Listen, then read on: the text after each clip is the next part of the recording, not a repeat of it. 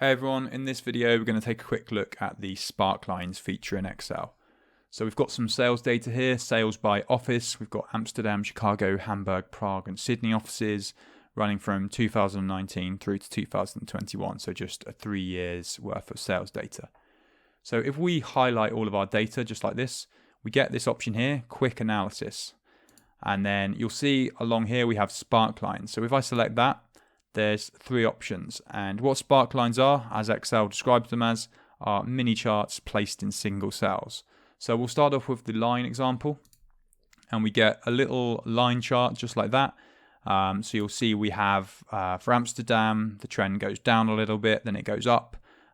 Chicago is continuously going up, but it starts off with a small increase and then gets higher, so on and so forth. So that's just an example of that Sparkline.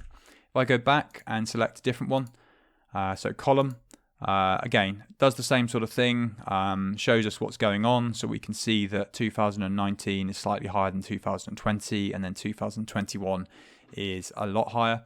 And then if I go back, there's the other one, which is win or loss. Now for us, this isn't really going to show anything because all of our values are positive.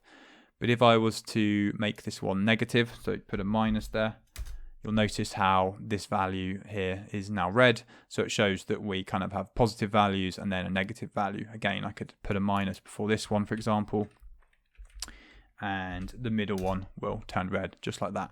So that's just a quick run through of Sparklines in Excel. It's something that a lot of people probably aren't aware of, but it's a great thing to know about if you want to quickly illustrate a trend without creating lots of regular sized graphs.